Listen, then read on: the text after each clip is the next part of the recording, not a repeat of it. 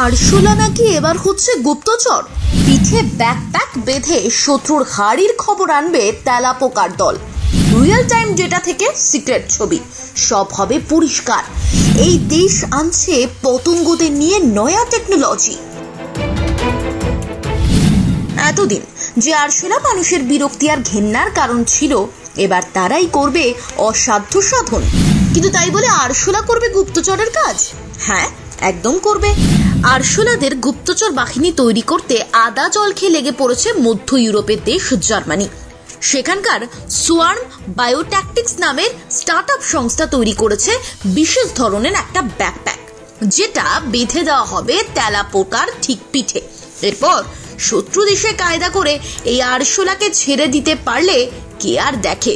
সংবাদ সংস্থা রয়টার্সের প্রতিবেদন অনুযায়ী এই সোয়ার্ম বায়োট্যাকটিক্স এর তৈরি ওই ব্যাকপ্যাকে থাকছে sensor, camera, neural stimulator. Remote কন্ট্রোলের মাধ্যমে বহু দূর থেকে এগুলো নিয়ন্ত্রণ করা সম্ভব। এবং এই সংশ্লিষ্ট ব্যাকপ্যাকটিতে কৃত্রিম মেধা বা এআই প্রযুক্তি ব্যবহার করেছে বলে জানিয়েছেন তারা। গুপ্তচর বৃত্তির জন্য ওই ব্যাকপ্যাকই আরশোলার পিঠে বাঁধা হবে বলে জানা যাচ্ছে। কিন্তু স্পাইয়ের কাজ করানোর জন্য আরশোলাকেই কেন বাছা হলো? তার আগে বলে রাখি, এর জন্য কিন্তু যে কোনো আরশোলা নয়। পূর্ব আফ্রিকার মাদাগাস্কার থেকে হিসিং প্রজাতির আরশোলা আমদানি করেছে বার্লিনের ওই স্টার্টআপ।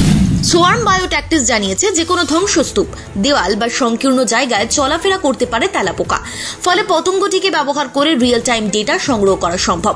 জার্মান সংস্থাটির দাবি, যুদ্ধক্ষেত্রে যেখানে ড্রোনে নজরদারি করা সম্ভব নয়, সেখানেও তথ্য পাচারের কাজ করবে এই আরশোলার গুপ্তচর বাহিনী।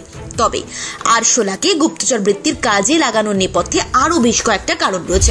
প্রথমত, দুর্গম ভূখণ্ডে চলাচল করার ক্ষমতা রয়েছে এই পতঙ্গের।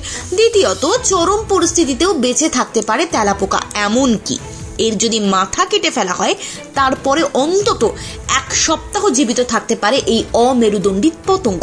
এর কারণ, আরশোলার খাদ্যাভ্যাস এবং হৃদযন্ত্র তার মাথা দ্বারা নিয়ন্ত্রিত নয়। বিজ্ঞানীদের দাবি, পৃথিবীতে আরশোলার আবির্ভাব হয় 32 কোটি বছর আগে। বর্তমানে রাশিয়ার উত্তরে সুমেরু সাগর এলাকায় এক ধরনের তেলাপোকা পাওয়া যায়, যার তাপমাত্রা হিমাঙ্কের 122 ডিগ্রি সেলসিয়াস নিচেও দিব্যে বেঁচে থাকতে পারে এই তেলাপোকা বা আরশোলা। ভবিষ্যতে যুদ্ধের কথায় মাথায় রেখে তেলাপোকা গুপ্তচর বাহিনী তৈরি করতে এই স্টার্টআপ সংস্থাটিকে আপাতত 1,30,00,000 ইউরো অনুদান দিয়েছে জার্মান সংস্থা। প্রাথমিকভাবে শুধুমাত্র নজরদারির জন্যই এখন আরশোলার ব্যাকপ্যাক তৈরি করবে তারা। তবে পরে প্রাকৃতিক দুর্যোগের সময় উদ্ধার কাজ, রাসায়নিক হামলা থেকে শহরকে রক্ষা এবং অগ্নি নির্বাপনের কাজেও এই তেলাপোকা বাহিনীকে কাজে লাগাবে Berlin. Bureau report, Bengal live.